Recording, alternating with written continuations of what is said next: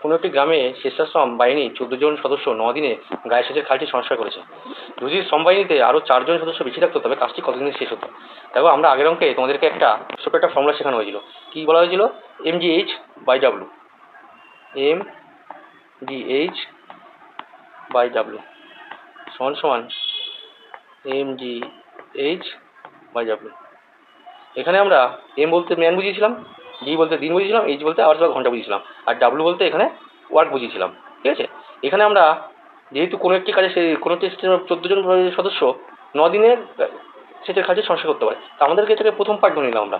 এবং পরে বলছে যদি বাহিনীতে আরও 4 জন যোগ হতো তাহলে কাজটা কত হয়ে যায়, আমরা দ্বিতীয় পার্ট ধরলাম। তা প্রথম পার্টটাকে আমরা 1 দিয়ে নিলাম আর দ্বিতীয় পার্টটাকে আমরা 2 দিয়ে নিলাম। ঠিক আছে, 2 দিয়ে নিলাম। তাহলে এখন দেখো প্রথমে আমাদের এখানে কি আছে? 14 জন ম্যান আছে, আর আমাদের এখানে কি আছে? দিন আছে, যে দিন আছে, বাকিগুলো নেই, তাহলে বাকিগুলো আমাদের দরকার নেই। এই ওয়ার্ক আর ওয়ার্কটা আমাদের দরকার নেই। তাহলে এখানে প্রথমে M1 কত আছে আমাদের? M1 আমাদের হচ্ছে 14 প্রথমে। এখানে M1 14 আছে এবং G1 কত আছে? G1 আছে 9। এখানে বলছে যদি শ্রমবাহিনীতে আরও 4 জন সদস্য যোগ হতো তাহলে M2 পরে M2তে কতজন হবে? আগে ছিল 14 জন, পরে কি হলো? আরও 4 জন যোগ হলো, তাহলে কতজন হলো? 18 জন। আর এখানে G2তে আমাদের বের করতে বলেছে, G2 কত হবে সেটাই আমাদের এখানে বের করতে বলেছে।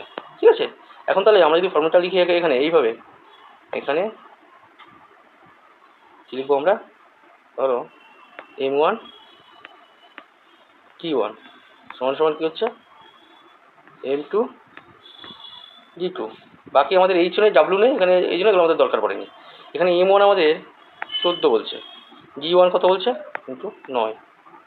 ঠিক একইভাবে এখানে M2 কত বলেছে আমাদের? 14 18, কিন্তু আমাদের G2 বের করতে হবে। তাহলে G2 কত হচ্ছে? 14 ইন্টু 9 বাই 18 সমান সমান হচ্ছে D2।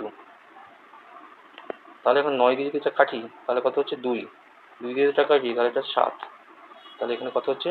7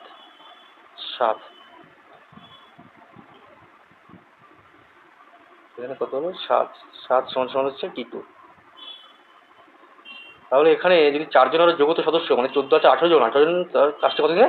7 দিনে শেষ করতো। 7 দিনে আমাদের 18 জন লোক 7 দিনে আমাদের কাজটা শেষ করতে পারতো। ঠিক আছে।